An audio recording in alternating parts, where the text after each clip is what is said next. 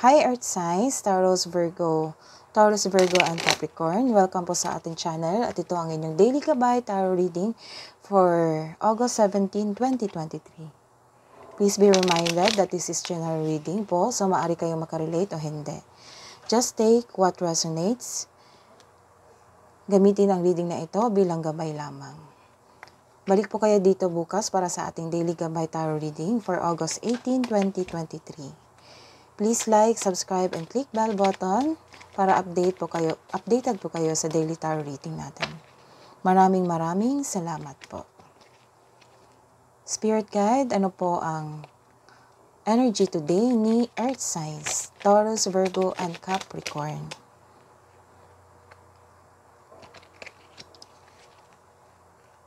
Ano pa po?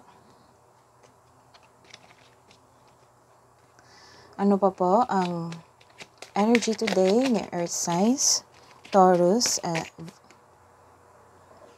Virgo, and Capricorn? This is your energy today. Four of Swords and Page of Cups. This card is nagkaroon ng pahinga kasi pagod ka na sa pag-iisip, pagod ka sa trabaho.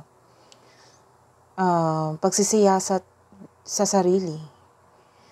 Nakaramdam ka ng pagod ngayon o wala kang pahinga, stress o anxious. Pwede rin masakit ang pakiramdam mo, pero lalaban pa rin. Ikaw ay nagpahinga ngayon upang makapag-isip ng mabuti, para makapaghanda o magpagaling. This card asks you to relax, calm your mind, and reflect. Sleep and meditation ay kailangan. This is a love message o nagkaroon ng emotional intelligence. May matatanggap ka na mensahe ngayon galing sa isang unexpected sources. Pwede itong galing sa isang tao na mas bata pa sa'yo o ito ang iyong intuition. So, may matatanggap ka na message ngayong araw na ito. Ano pa po ang mensahe para kay Earth Signs, Taurus, Virgo, and Capricorn? Ano pa po ang mensahe para kay Earth Signs, Taurus, Virgo, and Capricorn ngayong August 17, 2023? Ano pa po ang mensahe nyo para kay Earth Signs? This is Ace of Wands and reverse card, King of Pentacles. This card is a Ace of Wands. May inspirasyon, may bagong inspirasyon, at may bagong gawain or bagong proyekto. Isang importanteng simulain, pagsasapalaran, pagpaplano. Posible din na may sanggol na parating. This card tells you na nagdadala ito ng inspirasyon na gagabay sa iyo patungo sa pagsimula ng isang bagong pakikipagsapalaran. Ito ay maaaring magpakita bilang paglikha ng bagong proyekto, paglalakbay, pagsisimula ng isang bagong relasyon, o pagsisimula ng isang negosyo. This card asks you to stay open sa mga signs na bigay ni universe sa iyo and take action when they appear. Next is, this card is King of Pentacles. May greedy dito na tao or focus ito sa material na wealth. Marahil ito ay iyong ama or father figure sa buhay mo. Or marahil ikaw ito or kaibigan mo. Na pinapahirapan mo ang iyong sarili, you are pushing forcefully to see the results. Ilan din sa inyo na wala ng money or na-scam. Ilan din sa inyo na hindi marunong mag-handle ng money. So, the advice is, ingatan ang inyong financial. Let's see your money and career for Earth Signs, Taurus, Virgo, and Capricorn. Three of Pentacles. I need one card. Please, Spirit Guides.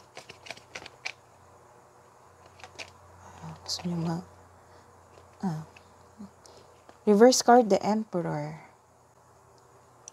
This card is a success or new doors opening, success in career and money. May paparating na opportunity, may ilan sa inyo natatakot mag-apply ng trabaho. This card tells you na step forward, ipakita mo sa kanila na available ka at interested ka sa offered position. May offer din na new business or gusto makipagsosyo sa'yo. This card is a sign na mag-start ka ng i-go mo yung plano mo na bagong negosyo. The Emperor, reverse card. This is inability to take action or nagkaroon ng defensive or nag-overreact. Sa buhay, career, and money, kung ikaw ay nag-aantay ng sign to take inspired towards your goal, I'm sorry, this is not the sign. Mag-ingat sa taong manloloko dahil may kakilala ka, nakasurround kasi ng isang taong manloloko or self-centered na tao. Kaya magkaroon ng delay sa plano mo. This is a sign na may toxic na lalaki sa buhay mo o matigas ang kanyang ulo. Siguro, katrabaho mo ito or staff mo to sa negosyo. Or maari ding business partner mo ito. Mabilis din siyang mag-react or defensive siya na tao. So, mag-ingat ka. Next is for love and romance po ni water signs. For love and romance ni water signs, Taurus, Virgo, and Capricorn ngayong August 17, 2023. Ano po ang message nyo sa love and romance ni Earth signs, Taurus, Virgo, and Capricorn?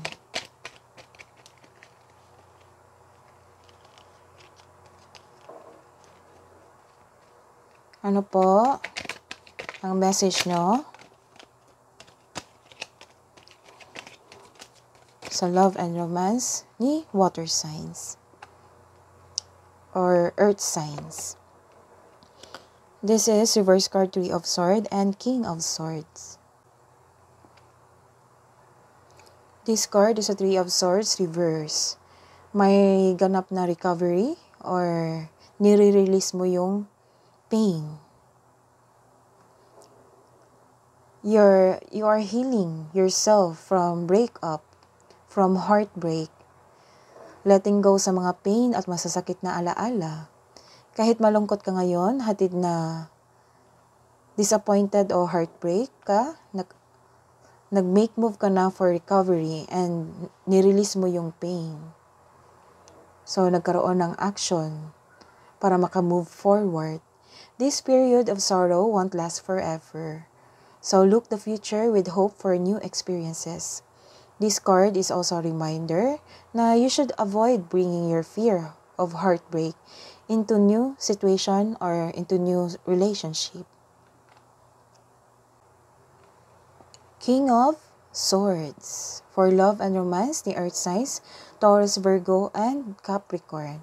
This is intellectual ambition and leadership. So, sa buhay, love, and romance, ang isang kapareha na napakatalino at matagumpay ay magpapahayag ng kanilang sarili sa pamamagitan ng kaakit-akit na komunikasyon. Sa halip na madamdamin na emosyon. Yung bagong manliligaw mo is very charming at financial stable at stable sa buhay. Maaring manligaw ito sa pamamagitan ng isang kaakit-akit na komunikasyon. What is the advice for earth signs? Taurus, Virgo, and Capricorn. Spirit guide, Taurus, Virgo, and Capricorn. Breathe in bliss, exhale. So, nagpahinga ka. This is a confirmation of your energy today. Magpahinga po. And you need meditation. This is your reading today. Earth signs, Taurus, Virgo, and Capricorn. Please like and subscribe and click the bell button for notification para updated po kayo sa daily tarot reading natin. See you po tomorrow. Maraming salamat.